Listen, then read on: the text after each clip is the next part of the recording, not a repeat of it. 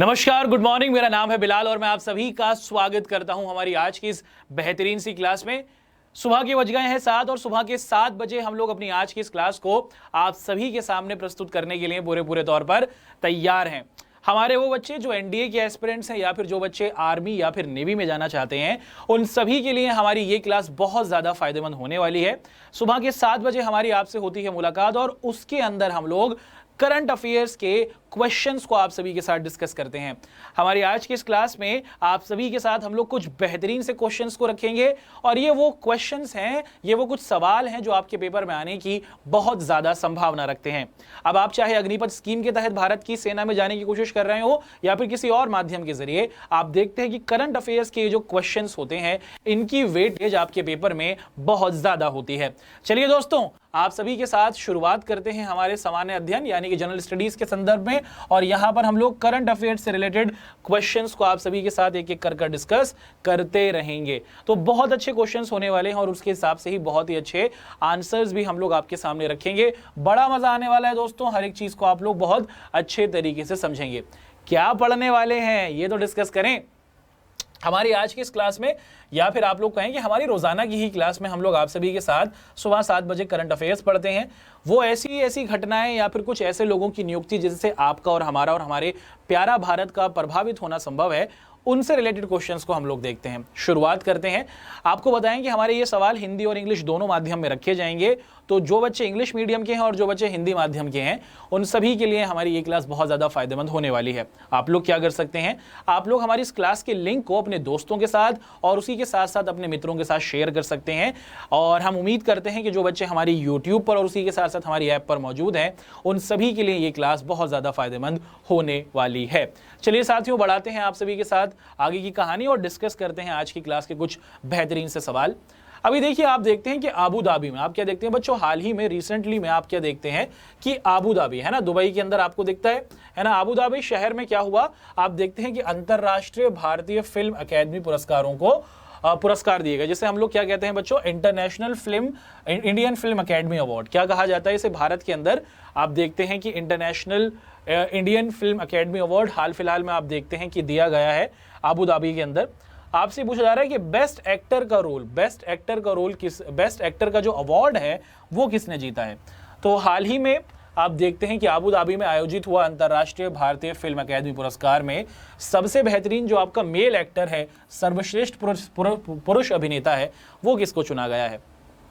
आपके सामने ऑप्शन है दोस्तों, सलमान खान, शाहरुख खान, विक्की कौशल, वरुण धवन या फिर टाइगर श्रॉफ।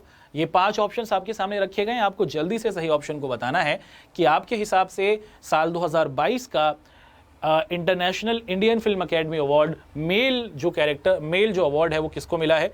तो ये मिला है दोस्तों विक्की कौशल को, और इन्होंने क्या किया है बच्चों, सरदार उधम सिंह एक बेहतरीन मूवी है और उस मूवी के अंदर इन्होंने क्या किया, विक्की कौशल ने सरदार उधम सिंह जी का कैरेक्टर प्ले किया था। तो इसी मूवी के लिए आप देखते हैं कि इनको बेस्ट एक्टर साल 2022 का अवार्ड दिया गया है। तो नाम है दोस्तों विक्की कौशल और इनकी शादी भी हो गई है। क्या आप लोग बताएंगे कि इनकी वाइफ का नाम क्या है ना, क्या आप लोग बताएंगे इनकी पत्नी का नाम क्या है, धर्म पत्नी का।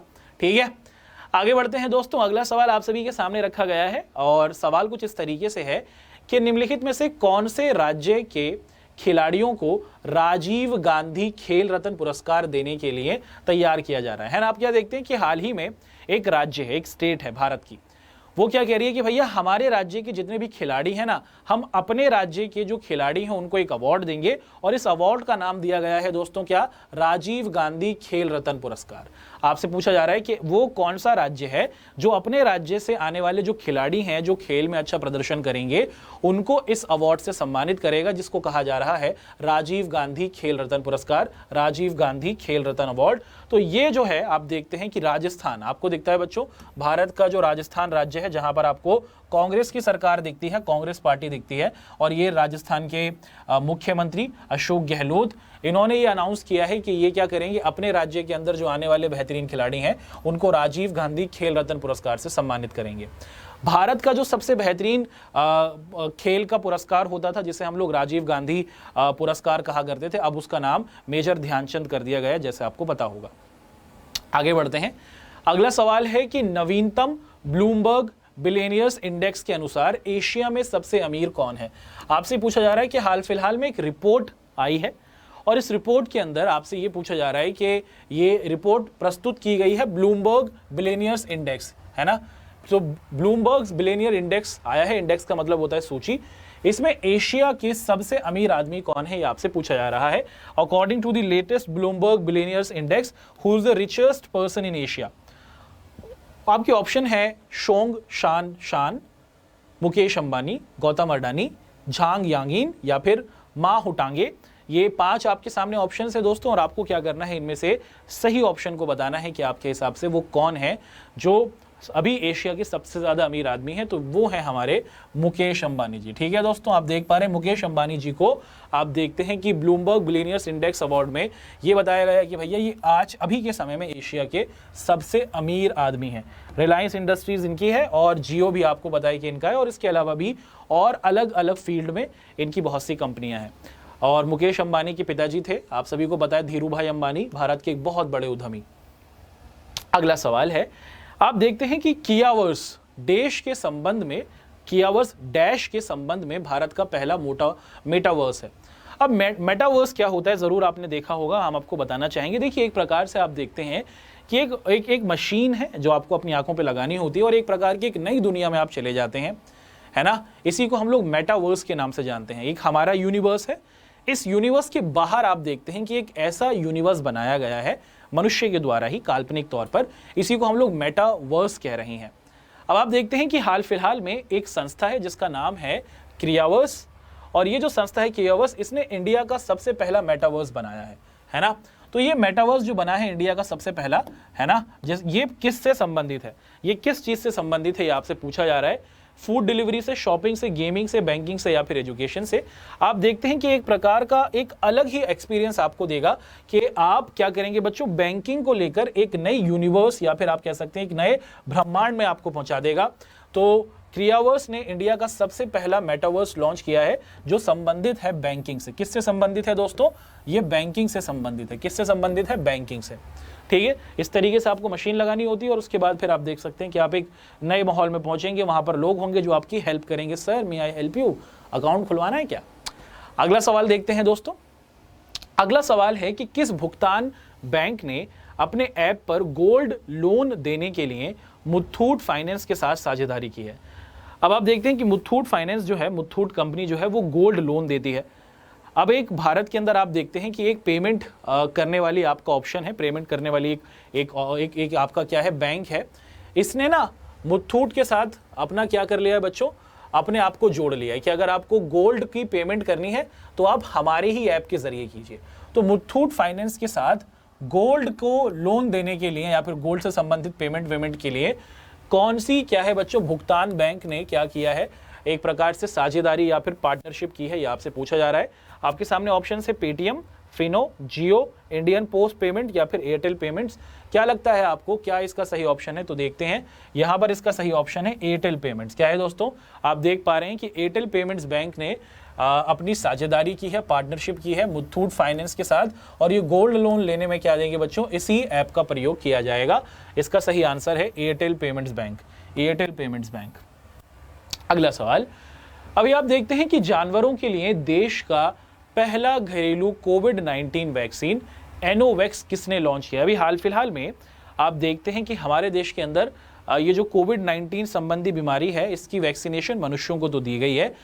अब भारत ने क्या किया है, मुख्य तौर पर जो जानवर हैं जिनके अंदर ऐसे सिम्टम्स दिखते हैं कि उनको कोविड हो सकता है, उनके लिए भी एक वैक्सीन तैयार की है जिसे एनोकोवैक्स कहा जा रहा है। क्या कहा जा रहा है दोस्तों, इसको हम लोग एनोकोवैक्स कह रहे हैं।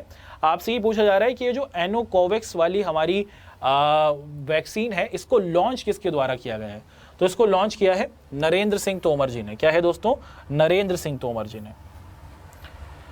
अगला सवाल आपके सामने रखा जाता है ना। आपसे यही पूछा जा रहा है, एक अच्छा सवाल है कि महात्मा गांधी राष्ट्रीय रोजगार गारंटी अधिनियम के तहत लोकपाल के रूप में किसे नियुक्त किया गया है। अब ये महात्मा गांधी राष्ट्रीय रोजगार गारंटी अधिनियम क्या है, साल 2005 में इसको शुरू किया गया था, और इसके तहत आप देखते हैं कि इस स्कीम के तहत भारत के अंदर कोई भी व्यक्ति जो गांव में रहता है उसे 100 दिन का काम क्या है, सरकार क्या देगी, उसे 100 दिन तक का काम उसी के गांव में देने का प्रबंध किया जाता है। मान लीजिए कि मैं गांव में रहता हूं, तो मैं क्या करूंगा, मैं सरकारी अधिकारी के पास जाऊंगा, अपना नाम उस सरकारी अधिकारी के पास लिखवा दूंगा, और वो आदमी क्या करेगा, वो आदमी 15 दिन के अंदर अंदर मुझे काम दिला देगा, 100 दिन तक। तो मुझे अपना गांव छोड़कर बाहर जाने की जरूरत नहीं होगी, और आपको क्या मिलता है, 100 दिन तक का काम आपके ही गांव में मिल जाता है इस स्कीम के तहत। अच्छा, ये आप क्या देखते हैं कि मान लो 15 दिन हो गए और 15 दिन के बाद भी मुझे काम नहीं मिला, तो फिर क्या होगा, ऐसी स्थिति में आपको सरकार क्या कहती है, आपको सरकार बेरोजगारी भत्ता देती है जब तक आपको काम नहीं मिलता, यानी कि थोड़ा बहुत पैसा सरकार देती है ताकि आप अपने खर्चे निकाल सकें। तो आप देखते हैं कि भारत के अंदर ये जो हमारा मनरेगा है, महात्मा गांधी राष्ट्रीय ग्रामीण रोजगार गारंटी अधिनियम, जो साल 2005 में शुरू हुआ, इसमें क्या हुआ कि आप देखते हैं कि बहुत गड़बड़ झाले हैं, है ना। जितना पैसा जाता है उतना पैसा लोगों तक नहीं पहुंच पाता। तो इसके लिए एक पदाधिकारी हैं जिनको लोकपाल कहा जाता है, और लोकपाल साहब का ये काम होता है कि वो क्या देखें दोस्तों, इनका काम ये होता है कि मुख्य तौर पर इन्हें ऑम्बड्समैन कहा जाता है इंग्लिश में, कि ये पारदर्शिता लाएंगे, ये सही चीज को देखेंगे और हर चीज को बहुत सही तरीके से कराएंगे। तो लोकपाल मनरेगा के अंदर नियुक्त किए गए हैं जो इसको क्या करेंगे, करप्शन मुक्त बनाएंगे।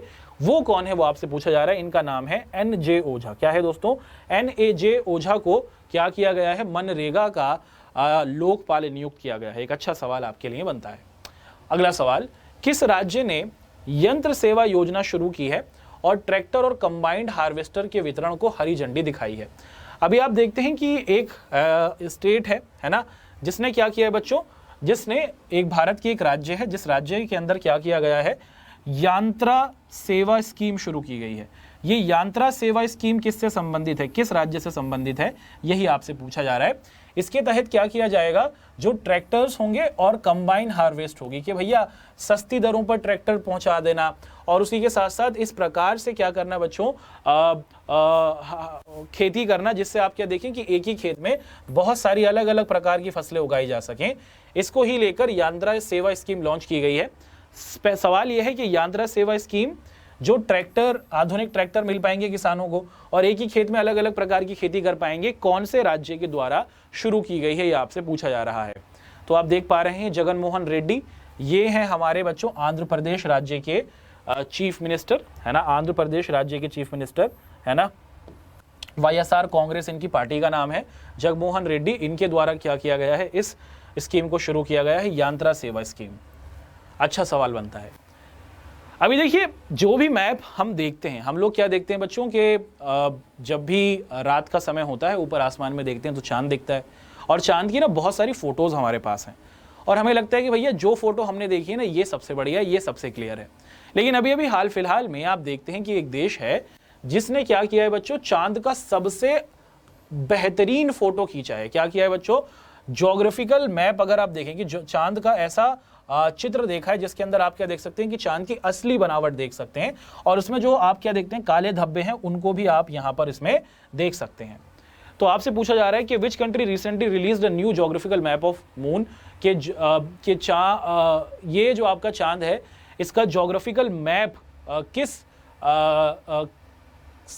सरकार या फिर किस देश के द्वारा लॉन्च किया गया है, ये आपसे पूछा जा रहा है। तो ये जो आप देखते हैं कि चांद का मानचित्र, चांद का जो मैप शुरू किया गया, चांद का मैप आ गया दोस्तों, इसको खींचा है, इसको तैयार किया है चाइना के द्वारा। तो चाइना ने बहुत ही रिसेंटली क्या किया है बच्चों, ज्योग्राफिकल मैप बना लिया है, देख लिया है, प्राप्त कर लिया है चांद का। अगला सवाल आपके सामने रखते हैं। एक और अच्छा सवाल है दोस्तों, इसको समझने की कोशिश करते हैं। सवाल कुछ इस तरीके से है कि उस केंद्रीय मंत्री का नाम बताइए जिसने भारत के सबसे बड़े शैक्षिक मेटावर्स, पॉलीवर्सिटी और अकादमिक blockchain consortium Bharat blockchain network BBN का अनावरण किया। अब ये है क्या, इसको समझते हैं। अब यहाँ पर आप लोग देख पा रहे हैं कि एक आदमी खड़ा हुए हैं। इन्होंने क्या किया दोस्तों, इन्होंने अपनी स्क्रीन पर आप देख पा रहे हैं कि यहाँ पर एक प्रकार की मशीन लगाई है आंखों के ऊपर। अब जैसे इन्होंने अपनी आंखों के आगे एक मशीन को लगा दिया, आप क्या देखते हैं कि भैया इनके सामने एक नया ब्रह्मांड खुल गया, एक नई दुनिया खुल गई, है ना। एक नई चीज आप देखते हैं कि इनके सामने खुल गई, कि ये है तो एक जगह, लेकिन आप देखते हैं कि ये एक अलग ही दुनिया, एक अलग ही ब्रह्मांड में पहुंच चुके हैं, उसको एक्सपीरियंस कर सकते हैं। और भारत के अंदर आप देखते हैं कि ये एक प्रकार का, भारत का क्या है बच्चों, पॉलीवर्सिटी। यूनिवर्सिटी सुना है आपने? जी हाँ, यूनिवर्सिटी यानी कि विश्वविद्यालय होते हैं जहां पर कॉलेज वॉलेज में बच्चे पढ़ने जाते हैं। अब आप देखते हैं कि भारत के अंदर मेटावर्स में, है ना, असलियत में नहीं है। आपको क्या दिख रहा है बच्चों कि एक काल्पनिक तौर पर आप देखते हैं कि इसको हम देख रहे हैं कि एक मेटावर्स में क्या किया गया, एक यूनिवर्सिटी को बनाया गया है ना। आप देखते हैं कि भारत के अंदर एक मेटावर्स के अंदर एक यूनिवर्सिटी को बनाया गया है, जिसको हम लोग यूनिवर्सिटी नहीं पॉलीवर्सिटी कह रहे हैं। और ये जो पॉलीवर्सिटी है इसको बनाया गया है भारत ब्लॉकचेन नेटवर्क के द्वारा। तो आप देख पा रहे हैं कि भारत ब्लॉकचेन नेटवर्क ने इस मेटावर्स को बनाया है, जिसके अंदर आप इस पॉलीवर्सिटी को देखते हैं। इसको लॉन्च किसने किया था ये आपसे पूछा जा रहा है ना। इसको लॉन्च करने वाले कौन रहे थे ये आपसे पूछा जा रहा है। तो आपके सामने यहाँ पर आपको अलग अलग ऑप्शंस दिख रहे हैं। तो इसको लॉन्च किया गया था धर्मेंद्र प्रधान जी के द्वारा। क्या है दोस्तों, धर्मेंद्र प्रधान जी आपको दिख रहा है ना। भारत के शिक्षा मंत्री या फिर HRD मिनिस्टर आप कह सकते हैं, इनके द्वारा इसको लॉन्च किया गया था। एक अच्छा सवाल है और उसका उतने ही अच्छे तरीके से हमने आंसर भी प्रस्तुत किया। अगला सवाल देखते हैं। अब आप देखते हैं कि QS वर्ल्ड यूनिवर्सिटी रैंकिंग के भैया साल 2023 के अंतर्गत ये देखा जा रहा है कि किस भारतीय संस्थान को दुनिया के शीर्ष अनुसंधान विश्वविद्यालय में स्थान दिया गया है। भारत की एक यूनिवर्सिटी है, भारत का एक संस्थान है जिसे दुनिया के 2023 के सबसे बेहतरीन यूनिवर्सिटीज में शुमार किया गया है। तो वो कौन सा संस्थान है? भारत से है एक इंस्टीट्यूट, भारत का है एक इंस्टीट्यूट जो दुनिया के साल 2023 के सबसे बेहतरीन इंस्टीट्यूट्स में शामिल हुआ है, उसका नाम आपको बताना है। QS वर्ल्ड यूनिवर्सिटी रैंकिंग में ये शामिल हुआ है, भारत से है ये, और दुनिया के सबसे बेहतरीन यूनिवर्सिटीज़ में ये शामिल हुआ है, ये आपको बताना है। तो इसका नाम है दोस्तों IISc बेंगलोर, है ना। आप देख पा रहे हैं दोस्तों IISc बेंगलोर, इसको क्या किया गया है आप देख पा रहे हैं कि QS है ना वर्ल्ड यूनिवर्सिटी रैंकिंग के अंदर शामिल किया गया है। टॉप यूनिवर्सिटीज़ को बताया गया है, विश्व की और भारत की भी। अगला सवाल देखते हैं। पूछा जा रहा है कि प्रसार भारती के प्रमुख कार्यकारी अधिकारी CEO का अतिरिक्त भार बताइए, है ना। कि अब देखते हैं कि अभी अभी प्रसार भारती जो हमारे देश के अंदर रेडियो, आप देखते हैं रेडियो सुनते होंगे, तो रेडियो के ऊपर जितने भी कार्यक्रम होते हैं वो प्रसार भारती ही संभालती है। तो प्रसार भारती के अंदर आप देखते हैं कि इसके नए CEO नियुक्त किए गए हैं। तो प्रसार भारती के नए CEO कौन है यही आपसे पूछा जा रहा है। CEO की फुल फॉर्म होती है दोस्तों चीफ एग्जीक्यूटिव ऑफिसर।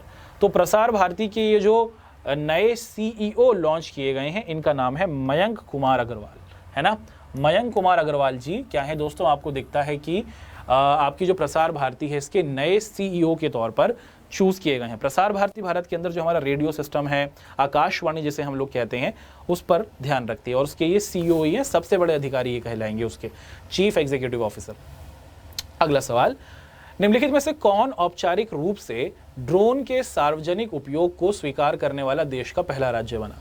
भैया हमारे देश में एक राज्य है और इस राज्य ने यह कहा है कि भाई हम क्या करेंगे, हम ना सामानों की डिलीवरी के लिए और प्रकार की चीजों के लिए क्या करेंगे, ड्रोन का प्रयोग करेंगे, है ना। तो भारत का ऐसा कौन सा राज्य है जो ये कह रहा है कि हम मुख्य तौर पर क्या करेंगे दोस्तों, औपचारिक तौर पर, ऑफिशियल तौर पर, सरकारी तौर पर क्या करेंगे, ड्रोन का प्रयोग करेंगे कि सामानों की या फिर चिट्ठी पहुंचाने के लिए ड्रोन का प्रयोग किया जाएगा और ये भारत का पहला राज्य बनने वाला है।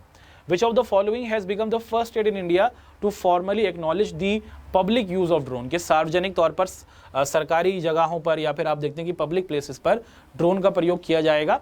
तो वो कौन सा स्टेट भारत का बना है ये आपसे पूछा जा रहा है और इसका आंसर है दोस्तों हिमाचल प्रदेश। ठीक है, आपका सही आंसर क्या है, हिमाचल प्रदेश, यहाँ पर इसका आंसर दिखता है। अगला सवाल, अभी हाल फिलहाल में एक पुस्तक लिखी गई है ना, पुस्तक है लोकतंत्र के स्वर, द रिपब्लिकन एथिक, है ना बच्चों। इसमें किस नेता के भाषणों को रखा गया, एक पुस्तक अभी हाल फिलहाल में संकलित की गई है या फिर आप कह सकते हैं कि तैयार की गई है और इस पुस्तक के अंदर आप देख पा रहे हैं कि इसके अंदर भारत के एक बड़े नेता के जो भाषण हैं जो उन्होंने दिए हैं उनको शामिल किया गया है। तो कौन से नेता के आप देखते हैं कि भाषणों को इसके अंदर शामिल किया गया है? हमारे सामने ऑप्शंस हैं नरेंद्र मोदी जी, रामनाथ कोविंद जी, मनमोहन सिंह जी, अटल बिहारी वाजपेयी जी या फिर जवाहरलाल नेहरू जी। तो आप देखते हैं कि द रिपब्लिकन एथिक या फिर आप देखते हैं कि लोकतंत्र का स्वर, ये जो आपकी पुस्तक है ये पुस्तक रखती है हमारे वर्तमान समय के जो राष्ट्रपति हैं उनके भाषणों को। जितने भी भाषण अब तक राष्ट्रपति जी ने दिए हैं उन सभी भाषणों का संकलन है ये पुस्तक, जिसको हम लोग कह रहे हैं द रिपब्लिकन एथिक। भारत के राष्ट्रपति रामनाथ कोविंद, है ना जी। जी हाँ। अगला सवाल, यूरोपीय संसद के सदस्यों ने, यूरोपीय संसद आपको पता है, जी हाँ आपको पता है कि यूरोप का जो महाद्वीप है उसने अपना संसद बनाया हुआ है जिसे हम लोग यूरोपीय संसद कहते हैं। तो यूरोपीय संसद के सदस्यों ने ये कहा है कि भाई पेट्रोल और डीजल की जो कार होगी ना, उस पर प्रतिबंध लगा दिया जाएगा। इन लोगों ने मतदान किया, इन लोगों ने वोटिंग की और वोटिंग के जरिए ये तय हो गया कि क्या होगा, हमें किस साल तक क्या कर देंगे। हम 1 साल इन्होंने तय कर लिया कि इस वर्ष के बाद हमारे यहाँ पर ना तो पेट्रोल की गाड़ियां खरीदी जाएंगी और ना ही डीजल की। ये क्या करेंगे, ये इलेक्ट्रिसिटी से या फिर आप देखते हैं कि सोलर एनर्जी से, बिजली से, या फिर आप देखते हैं कि जो हमारा प्रकाश की रोशनी होती है उससे गाड़ियों को चलाएंगे। तो किस साल तक आप देखते हैं कि इन्होंने इस बात की बात कही है। तो आप देखते हैं कि पेट्रोल के बिना पेट्रोल के, और आप देखते हैं कि सूरज की रोशनी से या फिर किसी और तंत्र के जरिए ये गाड़ियों को चलाएंगे। साल 2035 इन्होंने तय कर लिया है। साल 2035 के बाद आप यूरोप के अंदर ना तो कोई नई पेट्रोल की गाड़ी देखेंगे और ना ही डीजल की कारों को देखेंगे। वहां पर जो गाड़ियां आपको चलती हुई दिखेंगी वो पूरे तौर पर साल 2035 के बाद इलेक्ट्रिक व्हीकल दिखने वाले हैं पूरे तौर पर। अगला सवाल ये पूछा जा रहा है कि नासा दा विंची मिशन नामक एक मिशन शुरू करने के लिए तैयार है। इस मिशन के द्वारा क्या किया जाएगा, जो शुक्र है, मिशन शुक्र के द्वारा उड़ान भरेगा और इसके कठोर वातावरण का पता लगाएगा। आप क्या देखते हैं कि नासा क्या करने वाला है दोस्तों, एक दा विंची मिशन को लॉन्च किया है नासा के द्वारा, है ना। आप क्या देखते हैं कि एक रॉकेट को लॉन्च किया गया है, छोड़ा गया है पृथ्वी से, और इस मिशन का नाम रखा गया है da Vinci mission. Da Vinci एक बहुत बड़े, लियोनार्दो विंची बहुत बड़े पेंटर हुए, उनके नाम पर इसको रखा गया है। ये पूछा जा रहा है कि भैया ये ना शुक्र का जो क्या है बच्चों, सबसे खतरनाक एनवायरनमेंट है ना, वीनस जिसे हम लोग कहते हैं, शुक्र ग्रह, वीनस ग्रह के एनवायरनमेंट में ये पहुंच जाएगा। छोड़ दिया गया है, अभी कब तक पहुंच जाएगा ये आपसे पूछा जा रहा है। साल 2025, साल 2026, साल 2027, 28 या फिर 29। ये जो दा विंची मिशन है ये कब तक क्या कर लेगा बच्चों, आपको दिखता है कि अपने आप को कंप्लीट करेगा और ये वीनस का ये जो हार्श एटमॉस्फेयर है, वीनस का ये जो कठोर वातावरण है उसमें पहुंच पाएगा, ये आपसे पूछा जा रहा है। ऑप्शन है 2025, 26, 27, 28, 29 और इसका सही ऑप्शन है कि ये जो दा विंची हमने मिशन शुरू किया है वीनस के वातावरण में घुसने के लिए, और ये क्या है दोस्तों, नासा के द्वारा शुरू किया गया है। ये साल 2029 में आप देखते हैं कि अपना पूरा का पूरा क्या है, एनवायरमेंट में, हार्श एनवायरमेंट में घुस जाएगा। अगला सवाल, Which platform has recently launched the SMB साथी उत्सव initiative to support small business through digital medium? अब आप देखते हैं कि बहुत सी हमारे पास सोशल नेटवर्किंग साइट्स हैं और बहुत से ऐसे प्लेटफॉर्म्स हैं जहां पर लोग अपनी खबरों को शेयर करते हैं और मैसेजेस को शेयर करते हैं। तो एक मैसेजिंग ऐप है। इस मैसेजिंग ऐप ने क्या किया है, भारत के अंदर मुख्य तौर पर क्या किया है बच्चों, आप देख पा रहे हैं कि SMB है ना बच्चों, SMB साथी उत्सव पहल, SMB साथी उत्सव पहल के भारत के वो हमारे छोटे छोटे बिजनेसमैन जो अभी डिजिटल पेमेंट नहीं करते हैं, जो ऑनलाइन पेमेंट नहीं करते हैं, इनको प्रोत्साहित करने के लिए कि भाई ऑनलाइन पेमेंट करो, और अगर ऑनलाइन पेमेंट करना है ना तो हमारे ही वॉलेट से करो। किसने शुरू किया है, SMB साथी उत्सव पहल, ये आपसे पूछा जा रहा है। आपके ऑप्शन है व्हाट्सएप, इंस्टाग्राम, फेसबुक, स्नैपचैट या फिर स्काइप। आप सभी को पता है कि व्हाट्सएप पेमेंट का ऑप्शन आने लगा है अब, अगर आपने अपने व्हाट्सएप पे देखा होगा तो व्हाट्सएप ने ही क्या किया है दोस्तों, आप देखते हैं कि जो हमारे छोटे बिजनेसमैन हैं उनको प्रोत्साहित करने के लिए कि आप ऑनलाइन पेमेंट करें, डिजिटल पेमेंट करें, इसके लिए SMB साथी उत्सव पहल की घोषणा कर दी है। आपका सही ऑप्शन है व्हाट्सएप। नेक्स्ट क्वेश्चन की तरफ चलते हैं। अभी आप देखते हैं कि एक बहुत ही बड़ी खबर आई है। वो क्या है दोस्तों, बड़ी खबर ये है कि फोर्ब्स ने, जो दुनिया के अंदर अमीरों की लिस्ट निकालती है हर साल, फोर्ब्स ने रियल टाइम अरबपतियों की दुनिया भर में सूची तैयार की है कि भैया जब से क्या है कि फोर्ब्स ने इंफॉर्मेशन कलेक्ट करना शुरू किया है, तो फोर्ब्स ने क्या है कि रियल टाइम, वास्तविक समय में जब से इंफॉर्मेशन कलेक्ट हो रही है उसमें अब तक का सबसे अमीर आदमी कौन है, ये इसकी लिस्ट निकाली गई कि अब तक का सबसे अमीर आदमी कौन है। और यही आपसे पूछा जा रहा है कि who topped the list of Forbes real time businessman's billionaires of all over the world, के वास्तविक तौर पर दुनिया का अब तक का सबसे अमीर आदमी किसे चुना गया है फोर्ब्स के अनुसार। तो आप देख पा रहे हैं कि इसमें पहले नंबर पर आते हैं एलोन मस्क, दूसरे नंबर पर आते हैं अमेज़न के मालिक जेफ बेजोस, तीसरे नंबर पर आते हैं वो फैमिली, बर्नॉट फैमिली, जिसने दुनिया की सबसे ज़्यादा बैंकों को अपने अधीन करा हुआ है, फिर आते हैं माइक्रोसॉफ्ट के बिल गेट्स और फिर आते हैं हमारे वॉरेन बफे, है ना। तो आप देखते हैं कि फोर्ब्स के द्वारा रियल टाइम अरबपतियों की सूची में पहले नंबर पर जो आने वाला व्यक्ति है उसका नाम है Elon Musk. Elon Musk SpaceX और टेस्ला के मालिक हैं। अगला सवाल, निम्नलिखित में से किस भारतीय ने सोशल मीडिया साइट पर भैया 200 करोड़ फॉलोअर्स को पूरा कर लिया है। भारत के आप देखते हैं कि एक बहुत बड़ा खिलाड़ी है और एक भारत में किसी भी सेलिब्रिटी के 20 करोड़ फॉलोअर इंस्टाग्राम पर नहीं है। ये एक अकेला व्यक्ति है जिसके आप देखते हैं कि 20 करोड़ फॉलोअर्स हैं। नाम है इनका विराट कोहली। और विराट कोहली साहब के आप देखते हैं कि 200 मिलियन यानी कि 20 करोड़ लोग इनको इंस्टाग्राम पर फॉलो करते हैं और सबसे ज़्यादा फॉलोअर इनके हो गए हैं इंस्टाग्राम पर, है ना। तो विराट कोहली आप देखते हैं कि इनके सबसे ज़्यादा फॉलोअर हो गए हैं इंस्टाग्राम पर, 200 मिलियन यानी कि 20 करोड़। अगला सवाल आपसे पूछा जा रहा है कि हैम्बर्ग में भीषण आयरन मैन टॉयथनॉल को पूरा करने के लिए रेलवे के पहले भारतीय अधिकारी कौन बने थे, है ना। तो आप देखते हैं कि रेलवे के एक अधिकारी हैं जिन्होंने क्या किया बच्चों, दुनिया के अंदर लगाई जाने वाली एक बहुत ही खतरनाक जो रेस होती है जिसे आयरन मैन ट्रिएथलॉन रेस कहा जाता है, जो हैम्बर्ग में आयोजित की गई, इसमें इन्होंने क्या किया बच्चों, इसमें इन्होंने पार्टिसिपेट किया, इसको पूरा किया बेसिकली। तो भारतीय रेलवे में ये अधिकारी हैं और इन्होंने आयरन मैन हैम्बर्ग ये जो क्या है बच्चों रेस है साइकिल की, इसको पूरा किया है। काफ़ी कठिन ये रेस होती है। इनका नाम आपसे पूछा जा रहा है, तो इनका नाम है श्रेयस जी होसुर। क्या नाम है बच्चों, आप देख पा रहे हैं, श्रेयस जी होसुर इनका नाम है। ये भारतीय रेलवे के अंदर कार्यरत हैं और इन्होंने आयरन मैन ट्रायथलॉन जो रेस है उसमें पार्टिसिपेट किया और उसको पूरा भी किया है। तो यहाँ पर आप देखते हैं कि ये हमारी आज की क्लास रहे और उससे संबंधित कुछ क्वेश्चंस रहे जो आपके सामने रखे गए और बहुत अच्छे तरीके से हमने इन सवालों के आंसर्स को आप सभी के सामने रखा। उम्मीद है कि ये जो क्वेश्चंस आपके सामने रखे गए होंगे ये बहुत ही फायदेमंद रहे होंगे। अब हम लोग क्या करते हैं मित्रों, हम लोग अपनी क्लास को अब समापन की ओर लेके जाते हैं। हमारी जो नेक्स्ट क्लास होगी दोस्तों वो सुबह 7 बजे होगी कल, और कल की क्लास में सुबह 7 बजे हम लोग आपके साथ कुछ और बेहतरीन जो आपके क्वेश्चंस होंगे जो आपके एग्जाम के परिप्रेक्ष्य में आने की संभावना रखते हैं उसको शेयर करेंगे। अगर आपको हमारी ये वीडियो पसंद आई है तो आप लोग इसको ज़रूर लाइक करें। अगर आपको हमारी ये वीडियो पसंद आई है तो इसको ज़रूर शेयर करें। और अगर आप हमारी इस वीडियो को YouTube पर देख रहे हैं तो हमारे चैनल को ज़रूर सब्सक्राइब करें। आप लोगों से मुलाकात होगी कल सुबह 7 बजे। तब तक आप लोग हमारे साथ जुड़े रहें। आप सभी का हमसे जुड़ने के लिए बहुत बहुत धन्यवाद।